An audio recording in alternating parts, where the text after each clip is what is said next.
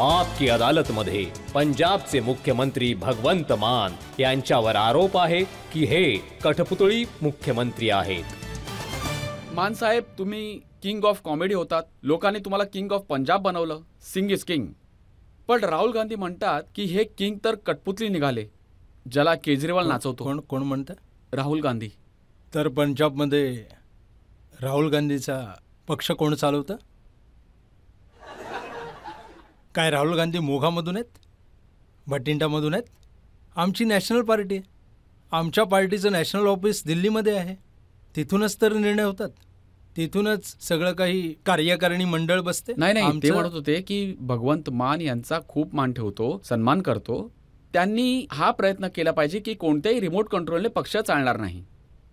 राहुल गांधीने आधी आपली काँग्रेस नीट चालवावी।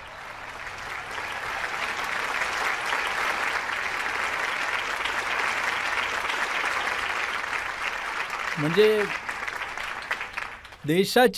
देशाची राजधानी, one of the biggest democracy of the world, India, या देशाच्या राजधानीमध्ये या देशातली सगळ्यात जास्त जुनी नॅशनल पार्टी काँग्रेस, 2015 पासून त्यांचे किती MLA आहेत सर? 0। किती MPS आहेत? 0। राज्यसभेत किती आहेत? 0। एवढंच नाही, तर ज्या एरियामध्ये राहुल गांधी, सोनिया गांधी आणि सगळे काँग्रेसवाले, BJPवाले यांची घरं आहेत, तिथे MLA कोण आहेत? अरविंद केजरीवाल। नवी दिल्ली विधानसभा, याचा अर्थ राहुल गांधी तर आम्हाला मत देणार नाहीत, पण त्यांच्या घरचे नोकर माळी सगळे मत देतात आम्हाला।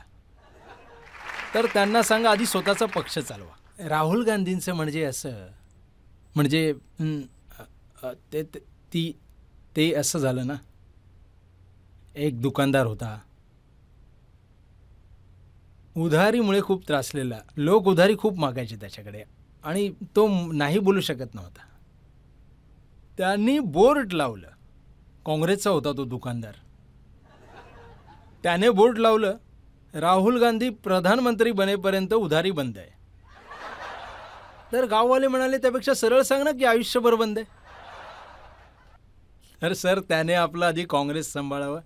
ठीक आहे ना, काँग्रेस कधी इकडे फिरते, मी तर पार्लमेंटमध्ये पण बोललो होतो की दिल्लीमध्ये तर आई जी आपल्या बाळाला जगातली सगळ्यात छोटी गोष्ट ऐकू शकते, एक होती काँग्रेस, बस गोष्ट संपली।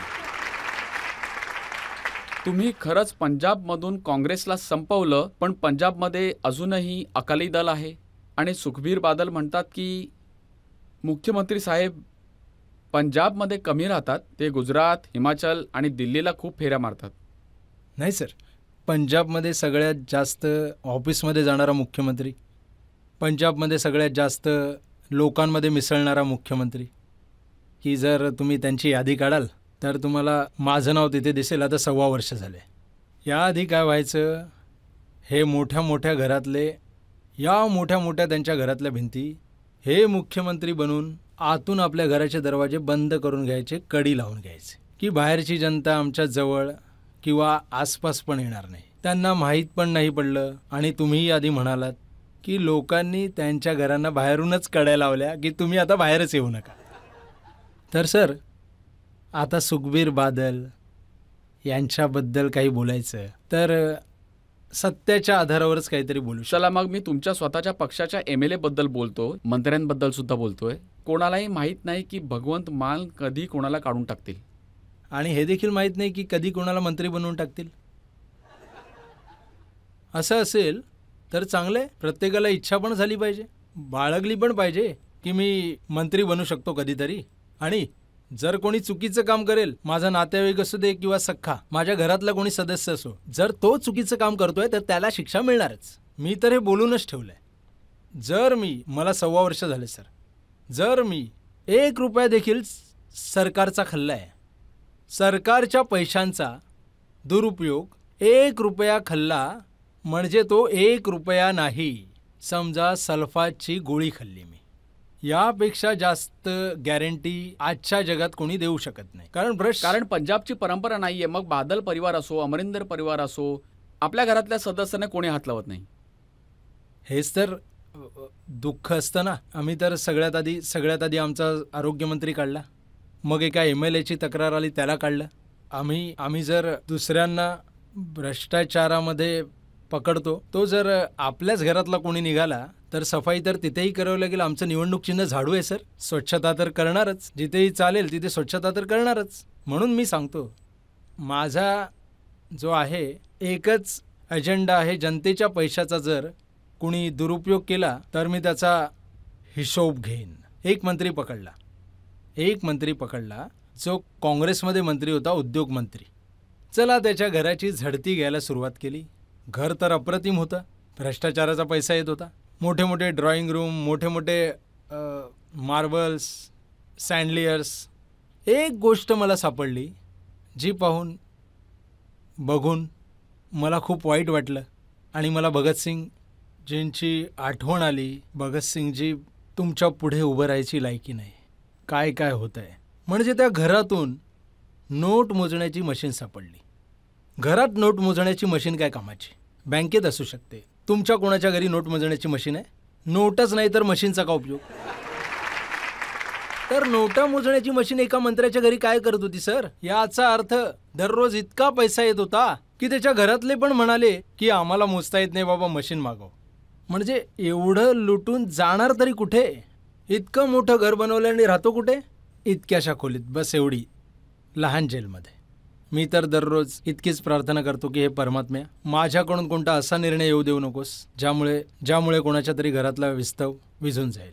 माझ्याकडून असे निर्णय नक्कीच करून घे ज्यामुळे घराघरात आनंद नांदेल आणि पंजाब पुन्हा नाचताना, हसताना, गाताना आणि आनंदात भांगडे करताना दिसेल. जनतेमध्ये कोणाला प्रश्न विचारायचा आहे का? Final round. सर, मी तुम्हाला कायम गाणं गाताना ऐकलेलं आहे, तर माझी एक फरमाईश आहे की तुम्ही आज आम्हाला एक गाणं म्हणून दाखवाल. संतराम उदासी जे मोठे शायर आहेत ते मी तुम्हाला गुणगुणून खूप उशीर झालाय, पण काही हरकत नाही. तुमची फरमाईश आहे तर मी ऐकवतो. मां धरतीए तेरी गोद नूं चन होर बथेरे, नी मां धरतीए तेरी गोद नूं चन होर बथेरे, तू मंगदा रही वे सूरजा कमियां दे वेड़े, तू मंगदा रही वे सूरजा कमियां दे वेड़े, जिथे तंग ना समझण तंगियां नूं, जिथे वाल तरसदे कंगियां नूं, जिथे मिलन अंगूठे संगियां नूं, नक वगदे अखां चुन्नियां ते दंद करेड़े, तू मंगदा रही वे सूरजा कमियां दे वेड़े, तू मंगदा रही वे सूरजा कमियां दे वेड़े, जिथे जमदा बंदा सीरीए टकियां दी मीरी पीरीए, जिथे करजे हेठ पंजीरीए, बापू दे करज दे सूद पुत जमदे जेड़े,